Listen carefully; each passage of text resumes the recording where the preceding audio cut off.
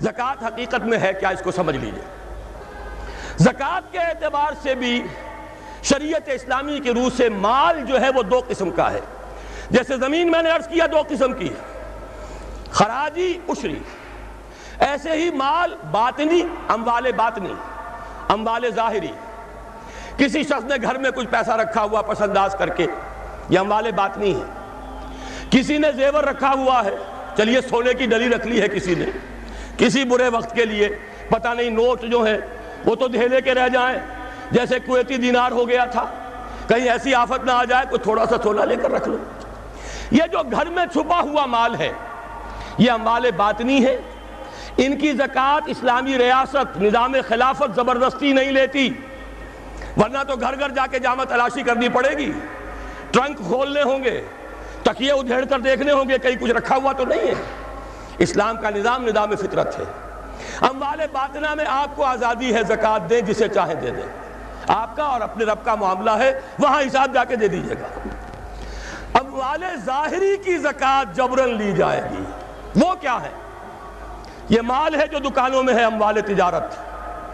یہ فیکٹریاں ہیں جن میں فنشڈ پروڈکٹ بھی ہے، خام مال بھی ہے۔ یہ بھیڑ بکریوں کے گلے ہیں، ہزار ہزار بھیڑیں اور ہزار ہزار بکریاں، اونٹوں کی قطاریں، یہ ہے جو ظاہر مال ہے، سامنے ہے، کہاں چھپا کر لے جائیں گے؟ گودام بھی ہے تو وہ گھر تو نہیں ہے، گودام کی تلاشی ہو سکتی ہے، دکان کا حساب لگایا جا سکتا ہے۔ فیکٹری کے اندر اس کی زمین، اس کی مشین، اس کے ٹولز ایگزمپٹ، اس پر زکوٰۃ نہیں ہے۔ لیکن جو بھی مال ہے اس میں وہ دو شکلوں میں ہوگا، یا خام مال ہے، کپڑا بنانے کا کارخانہ ہے تو دھاگا پڑا ہے اتنے کروڑ کا، تیار کپڑا ہے اتنے کروڑ کا، اس کا 2.5% دے دیجئے۔ مال ہے 5 لاکھ کا دکان کے اندر، 2.5% دے دیجئے، اموال ظاہر ہے۔ اور اس میں اس سے کوئی غرض نہیں کہ سال بھر میں آپ نے کچھ کمایا کہ گوایا۔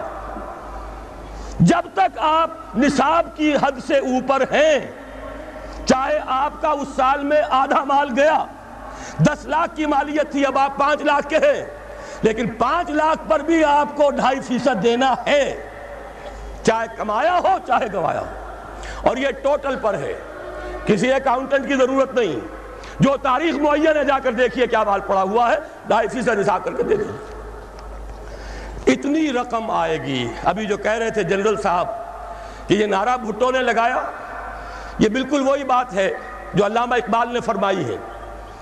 مغربی تہذیب میں بھی ایک حصہ حق کا ہے، اگرچہ باطل نے اس کے اوپر پورا غلبہ حاصل کر لیا، لیکن حق کا حصہ اس میں بھی تھا۔ وہ کیا تھا؟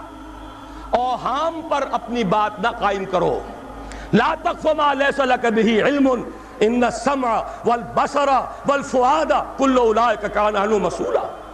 علم پر بات کرو، وہم پر نہیں، محض تصورات پر نہیں، محض توہمات پر نہیں، علم پر۔ موقف تمہارا علم پر قائم ہونا چاہیے۔ یہ بات تھی، انہوں نے لی، توہمات کو ختم کیا، کھول آنکھ، زمین دیکھ، فلک دیکھ، فضا دیکھ، مشرق سے ابھرتے ہوئے سورج کو ذرا دیکھ۔ لہذا سائنس بڑھی، ٹیکنالوجی بڑھی، آئی ان کے ہاں ترقی آئی۔ اسی طرح یہ سمجھ لیجئے روٹی، کپڑا اور مکان کوئی کافرانہ نعرہ نہیں تھا، یہ افراد کا بنیادی حق ہے، اور تاریخ انسانی میں پہلی مرتبہ عمر فاروق نے اس حق کا بیان کیا۔ اگر دجلہ اور فرات کے کنارے ایک کتا بھی بھوکا مر گیا تو عمر قیامت کے دن ذمہ دار ہوگا۔ کون مارکس ہے، کیا پدی اور کیا پتی کا شوربہ، کون کوئی جدید تصورات دینے والے ہوں گے؟ یہ کل کی پیداوار ہے اور آج ختم ہو چکے، آج ان کے چہروں پر کالک بری جا رہی ہے، آج ان کے مجسمے گرائے جا رہے ہیں۔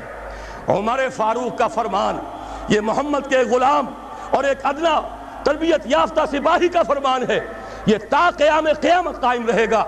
ہر شہری کی بنیادی ضروریات کی کفالت ہے جو نظام خلافت کے ذمے ہے۔ اور اس میں تو جیسا کہ میں نے عرض کیا، اس میں تو حضرت عمر نے مسلمان نہیں کہا، صرف مسلمان نہیں، جانوروں تک بات پہنچا دی۔ اس کا مطلب یہ کہ غیر مسلموں کا بھی حق ہے۔ اس لیے کہ حضرت عمر ہی نے ایک مرتبہ دیکھا تھا، کسی صوبائی دارالحکومت کے دورے پر گئے تھے، کوئی ایک بڈھا غیر مسلم غالباً مجوسی تھا، وہ کچھ خیرات مانگتا پھر رہا تھا، بہت بوڑھا ضعیف۔ وہاں کے عامل سے حضرت عمر نے پوچھا یہ کیا معاملہ ہے، یہ خیرات مانگنے پر کیوں مجبور ہو گیا؟ تو انہوں نے کہا غریب ہے اور اس کے پاس کوئی ذریعہ نہیں ہے۔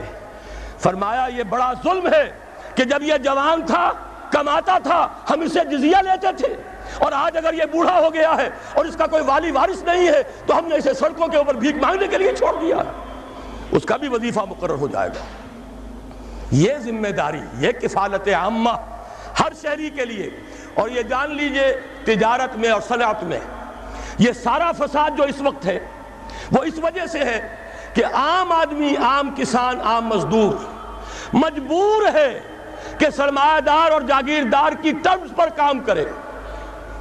نہ کرے گا تو کیا کرے گا؟ ٹریڈ یونین بنا لیجئے، وہ بھی جیبی ٹریڈ یونین بنا لیں گے، ان کے اپنے ایجنٹ ہوں گے۔ اب لڑیے، خون کس کا جائے گا؟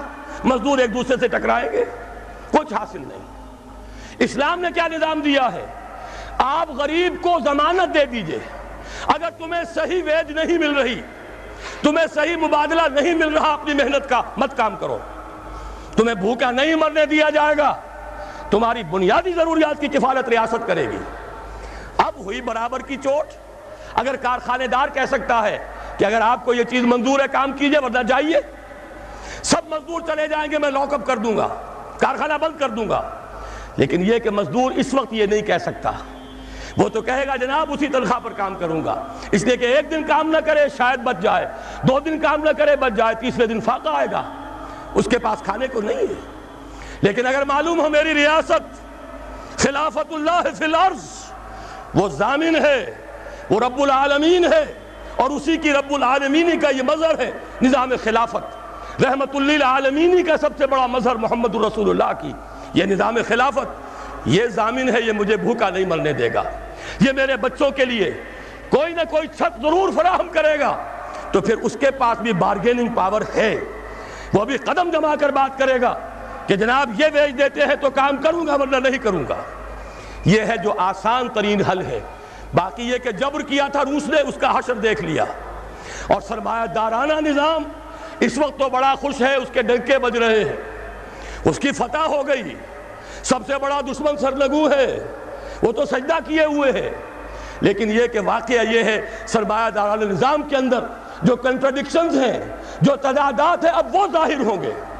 جب باہر مقابلہ تھا، اندر کی لڑائی ختم تھی، اب اندر سے فساد ابھرے گا، اندر سے ایکسپلوژن ہوں گے۔ یہ غیر فطری نظام، یہ غیر انسانی نظام، یہ غیر معقول نظام ختم ہو کر رہے گا۔ کاش کہ اس کی جگہ صحیح، معتدل، متوازن، عادلانہ نظام خلافت، اس کا کوئی نمونہ ہم دنیا کے سامنے پیش کر دیں۔